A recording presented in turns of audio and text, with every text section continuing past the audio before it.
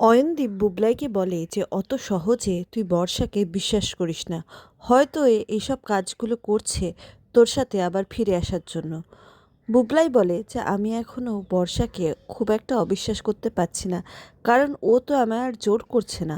ও নিজেই ডিভোর্সের পেপারটা সাইন করে দিয়েছে, বরং বারবার বলছে আমাকে আবার বিয়ে করতে। বড় ঠাম্মি বলছে ঢং। লক্ষ্মী বলে তুমি ওরকমভাবে বলছো কেন? ঢং বলছো কেন?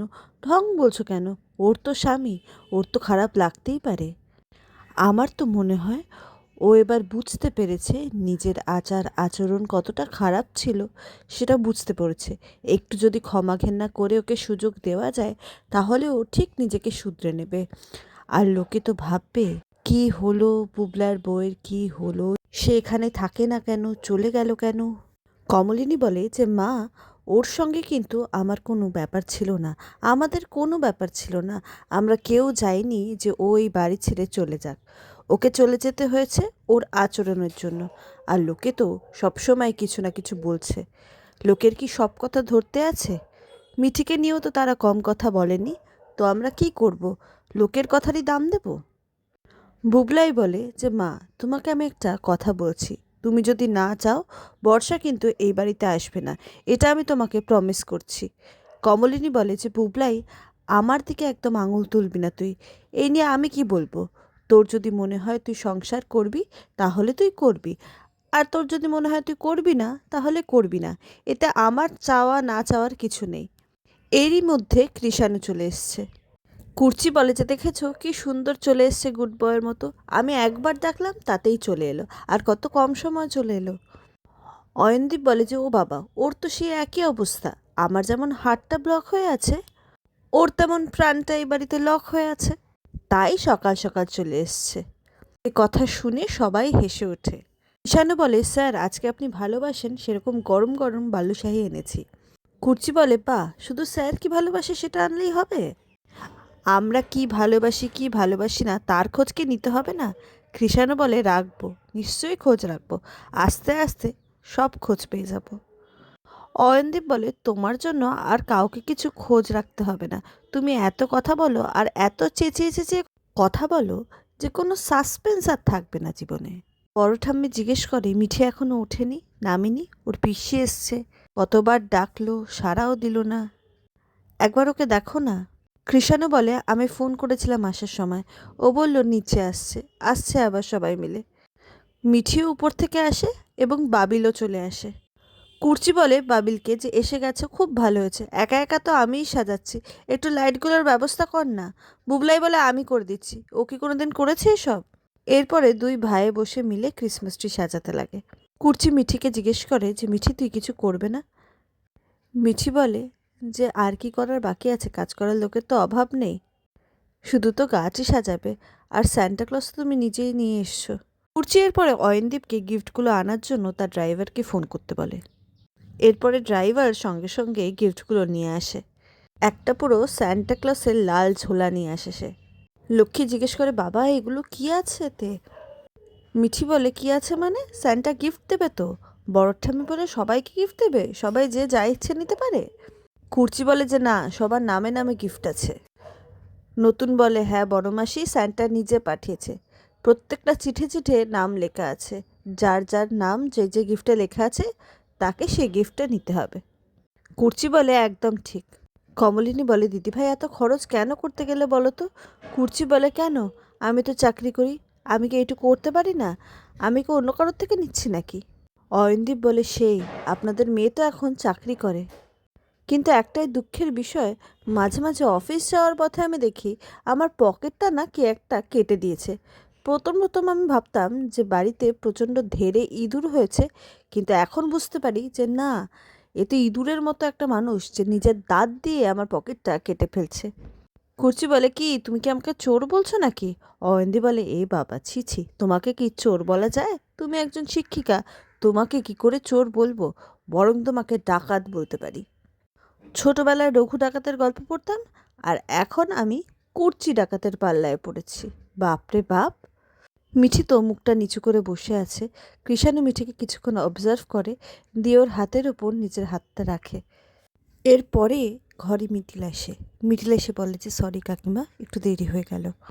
লক্ষ্মী বলে তুই তো সবসময় লেট করেই আসিস, আমাদের কথা আর তোর মনেই পড়ে না। মিটিল বলে কদিন আসেনি ঠাম্মি যে তুমি এরকমভাবে কথা বলছো।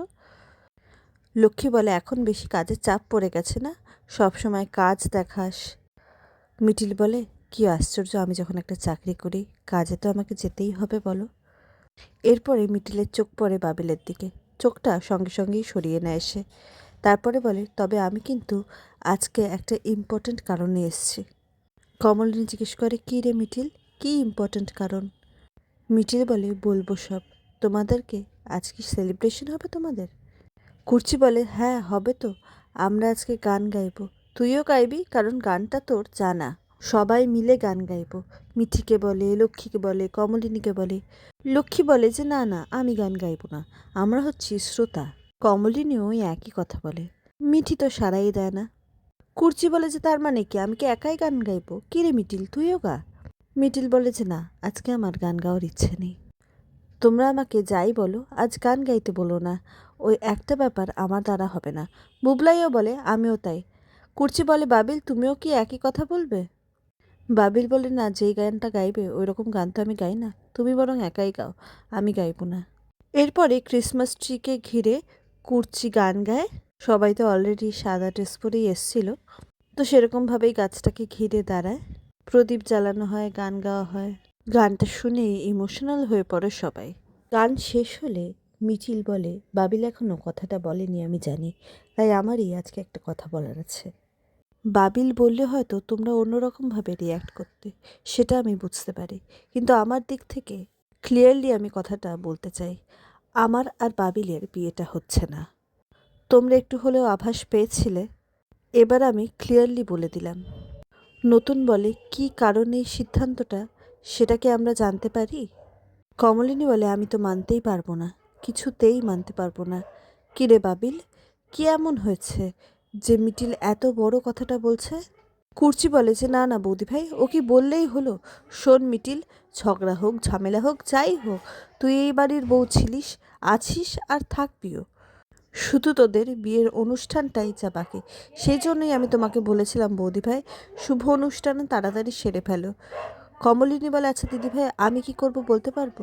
ছেলেমেয়েগুলো তো এখন বড় বড় হয়েছে, বিয়ের দিনটা তো তাদেরকেই ঠিক করতে হবে, তারা ঠিক করবে না আর আমরা ঠিক করে দেবো তা কি কখনো হয়? নতুন বলে কিন্তু আমার মনে হচ্ছে মিটিলদের ব্যাপারটা বেশ সিরিয়াস। মিটিল তুমি বলো। লক্ষ্মী বলে কি হয়েছে রে মিটিল? মিটিল বলে তোমরা সবাই মিলে শুধু আমাকেই কেন জিজ্ঞেস করছো, আমি এখানে এসছি বলে? এখানে তো বাবিলও আছে, বাবিলকেও জিজ্ঞেস করো। বুবলাই বলে হ্যাঁ ঠিকই তো, কি হয়েছে রে বাবিল? বাবিলকেই জিজ্ঞেস করছি আমরা। বড় ঠাম্মি জিজ্ঞেস করে মিটিল এত বড় কথা বলছে কেন, তুই কিছু বল এবার। মিটিল নিজেই বলে যে বাবিল বলতে পারবে না। দিনকাল বদলে গেছে কাকিমা, একটা মানুষ যে আরেকটা মানুষের সঙ্গে সারা জীবন একসাথে থাকতে পারবে সেটা নাও হতে পারে। থাকতে না পারাটা দোষের নয়, বিশ্বাসভঙ্গও নয়। আর ব্যাপারটা এভাবে দেখেও লাভ নেই, একটা সময়ের পর হয়তো মানুষটাকে আর ভালো লাগে না, সেই স্বাধীনতাটুকু তো সবার থাকা উচিত। বাবিল অন্য একটা মেয়ের সঙ্গে সম্পর্কে জড়িয়ে গেছে। সবাই অবাক হয়ে বাবিলের দিকে তাকায়। নতুন বাবিলকে জিজ্ঞেস করে এর মানে কি, এখন মিটিলকে আর ভালো লাগছে না, আরেকজনকে ভালো লাগছে, এরপর একদিন তাকে ভালো লাগবে না, অন্য একজনকে ভালো লাগবে, এরপরে আরও একজনকে ভালো লাগবে, এভাবে চলতে থাকবে, এটাকে একটা কন্টিনিউয়াস প্রসেস। মানুষকে তো নিজেকে কন্ট্রোল করতে হবে, ভালো লাগতেই পারে, কিন্তু আমার একটা দায়িত্ব থাকবে না, আমার একটা কথার দাম থাকবে না, কমিটমেন্ট থাকবে না? বাবিল তো তোমাকে কথা দিয়েছে, তোমার কাছে নিজেকে কমিট করেছে, তোমাদের বিয়ে হওয়ার কথা, এখন এসব কথা বলার মানে কি? মিটিল জানায় বাবিলের হাতে আর বেশি সময় নেই, আর আমাকেও এটা থেকে বেরোতে হবে। যতদিন বাবিল না সেটেল করছে ততদিন আমার একটা টানাপোড়েন থাকবে, আমিও তো একটা মানুষ। তোমাদেরকে আমি একটাই কথা বলতে চাই, এই বিয়েটা তোমাদেরকে মেনে নিতে হবে। কমলিনী বলে বিয়েটা আমরা মানব কি মানব না সেই স্বাধীনতা তো আমাদের থাকবে মিটিল। আর এই ঘটনাটা ঘটলো কী করে? যেই মেয়েটা এতদিন ধরে আমাদের বাড়িতে যাতায়াত করছে, প্রায় সে তোমাকে গড়ে তুলেছে এটা বলাই যায়, তার সাথে তুমি এমন কাণ্ড ঘটালে কি করে? তুমি কি করে মিটিলকে ঠকালে? তুমি কি আমারই ছেলে? নতুন বলে যে কোনো মানুষের জীবনে ঝড় আসে, সেটাকে ফেস করতে হয়। একবার ঝড় এলে সেটাকে অ্যাভয়েড করে সেটাকে এগিয়ে যেতে হয়। ঝড় তো আসবে, সেই ঝড়ের ধাক্কায় উপড়ে গেলে কী করে চলবে? আর ঝড় তো কারোর জীবনে পার্মানেন্ট নয়, জোরো হাওয়া দেবে চলে যাবে। জীবন তার নিজের মতো বইতে থাকবে, চলতে থাকবে। কিন্তু এসব কি? বাবিল বলে, নতুন কাকু, আমি মিটিলকেই বিয়ে করতে চাই। আমি মিটিলের সাথেই সারা জীবন থাকতে চাই। কুর্চি জিজ্ঞেস করে, বেশ, তাহলে সমস্যা কোথায়? অয়নদীপ বলে, এ তো জটিল কথা হলো। তুই এক কথা বলছিস, মিটিল এক কথা বলছে। মিটিল বলে, আমি চাই না। কুর্চি বলে, তাহলে না চাওয়াটা কার মিটিল? বাবিলের নাকি তোর? নতুন সম্পর্কের কথাটা আসছে কেন আমি তো বুঝতে পারছি না। মিটিল বলে, এই কথাটা তোমার ভাইপোকেই জিজ্ঞেস করো। ও কারুর সাথে সম্পর্কে জড়িয়েছে নাকি জড়ায়নি সেটা জিজ্ঞেস করো। বাবিল বলে, হ্যাঁ, আমি জড়িয়েছিলাম, সম্পর্কে জড়িয়েছিলাম। কিন্তু বিশ্বাস করো তোমরা, আমি ওই সম্পর্ক থেকে বেরোতে চাই। আর আমি জানি যে মিটিলই আমাকে হেল্প করতে পারবে। মিটিল বলে, এই সম্পর্কটা করতে তো আমি ওকে বলিনি, তাই ও এই সম্পর্ক থেকে কী করে বেরোবে সেই ব্যাপারে আমার কোনো দিশা নেই। আমি ওকে বার করতে পারবো না, আর এটা আমার কাজও নয়। আর সবথেকে বড় কথা হলো, এমন একটা কারণ আছে যার জন্য বাবিলের ওই মেয়েটাকে বিয়ে করা উচিত। এথিক্যালি আমি এটাকে সমর্থন করি। তার কারণ হলো সে প্রেগনেন্ট। সবাই আরও অবাক হয়ে যায়, মাথায় বাজ ভাঙে সবারই। মিটিল বলে, হ্যাঁ নতুন কাকু, তোমাদের ছেলে এই রেসপন্সিবিলিটিটাকে অস্বীকার করতে পারে না, আর মেয়েটাও মা হতে চায়। আর এই অবস্থায় দাঁড়িয়ে আমি ওই নোংরা দখলদারির মধ্যে যেতে চাই না। লক্ষ্মী বলে, এসব কী বলছে? এসব আমাদের বাড়িতে ঘটছে? বড় ঠাম্মি বলে, এটা তুই কী করলি বাবিল? মিটিলের মতো একটা মেয়েকে তুই এভাবে ঠকালি? বাবিল বলে, ওটা এক রাতের ভুল ছিল, আর ওই ভুলটাকে আমি আর ক্যারি করতে চাই না। মিটিল বলে, আমার যা বলার ছিল আমি বলে দিয়েছি কাকিমা, কিন্তু তোমার কাছে আমি আসবো। আমি না, তোমাদের পরিবারের সঙ্গে আমি এমনভাবে জড়িয়ে গেছি যে বাবিল আমার জীবনে থাকুক আর নাই থাকুক, আমি তোমাদের কাছে আসবো। বুবলাই বলে, মিটিল, আমি জানি আমার বলাটা ঠিক নয়, কিন্তু আমি তাও বলবো তোকে। কিন্তু একটু ভাবার সময় নে না। ছেড়ে চলে যেতে তো 1 মিনিট সময় লাগবে। মিটিল বলে, আমি তো ছেড়ে চলে যাইনি বুবলাইদা, আজ আমি ছেড়ে চলে যাচ্ছি। তার কারণ আজকে আমার থাকার জায়গাটা আর নেই। ওই মেয়েটা প্রেগনেন্ট, আর ও লিগালি ওর রাইট চাইতেই পারে। সেটাতে তার কোনো দোষ নেই। আর সেটা জানার পরেও আমি বাবিলের কাছে আসার জন্য যুদ্ধ করে যাব? তাছাড়া আরও একটা কথা, দেখো, বাবিলের এই মেন্টালি মুভ অনটাকে, এটাকেও তো আমি মন থেকে মেনে নিতে পারিনি বলো। নিশ্চয়ই আমার মধ্যে কোনো খামতি ছিল, সেই কারণেই হয়তো অন্য মেয়ের কাছে গেছে। তারপরেও আমি ওর কাছে যাব বুবলাইদা? না গো, এটা হয় না, এটা কখনো হয় না। নতুন বলে, আমার কিছু বলার নেই। বাবিল বলে, মিটিলকে আমি অনেকবার বলেছি, ওর কাছে আমি ক্ষমা চেয়েছি। আমি ওকে বলেছি আমাকে ক্ষমা করে দে, বলেছি অনেকবার।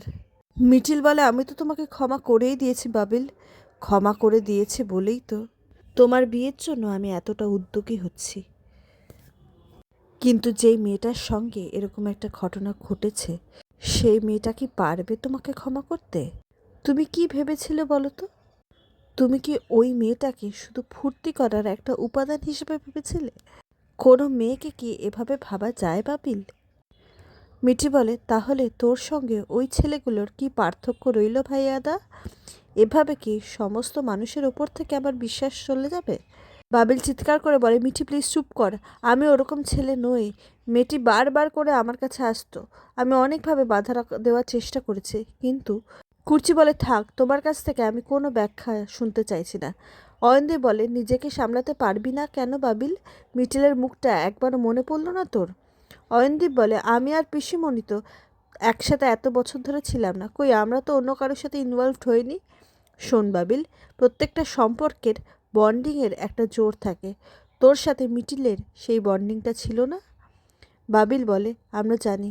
আজ আমার কথা তোমরা কেউ শুনবে না, আমাকে তোমরা কেউ বিশ্বাস করবে না, আমি জানি। কৃষাণু বলে, বাবিল, তুমি একটা অন্যায় করেছো, অনেক বড় অন্যায়। তো এটা এমনই একটা অন্যায় যেখান থেকে ব্যাক আউট করার কোনো রাস্তা নেই। এরপরে নতুন বলে, মিঠিল, এরপরে আমি জানি না বাবিল তোমার কাছে ক্ষমা চেয়েছে কিনা। আমি আমাদের এই গোটা পরিবারের পক্ষ থেকে তোমার কাছে ক্ষমা চাইছি বাবিলের এই আচরণের জন্য। I am very sorry, please আমাদের ক্ষমা করে দাও। কমলিনী বলে, মিঠিল রে, আমি তোর কাছে ক্ষমা চাইছি, তুই আমাকে ক্ষমা করে দে। আমার ছেলেটাকে আমি মানুষ করতে পারিনি। বাবিল চিৎকার করে মা বলে ডাকে। কমলিনী বলে, তুমি একবারও আমাকে মা বলে ডাকবে না, আমি বলে দিচ্ছি। যতবার তুমি আমাকে মা বলে ডাকবে ততবার আমি মিঠিলের কাছে লজ্জিত হব। মিঠিল বলে, ওদের বিয়েটা তাড়াতাড়ি দিয়ে দাও কাকিমা, তুমি তো বুঝতে পারছো, বলো মেয়েটা তো একটা ট্রমার মধ্যে আছে। কমলিনী বলে, আমি কিছু দিতে পারবো না। কুর্চি বলে, আমাদের কারোর পক্ষে এটা মেনে নেওয়া সম্ভব নয়। করে নিক, ও নিজেই বিয়েটা করে নিক। মিঠিল বলে, মেয়েটার সঙ্গে আমি যোগাযোগ করব পিসমণি, তোমরা যদি কেউই না পারো, কাউকে তো একটা পারতে হবে বলো, সেটা করার জন্য আমি চেষ্টা করব। আজকে আসি, আজ আমার সত্যিই খুব তাড়া আছে। বাবিল মিঠিলকে ডাকে, কিন্তু মিঠিল না শুনে বেরিয়ে যায়। আর আজকে এভাবেই এপিসোডটা শেষ হয়। আজকের এপিসোড তোমাদের কেমন লাগলো জানাতে ভুলো না কিন্তু। দেখা হচ্ছে পরের ভিডিওয়ে। সাবস্ক্রাইব।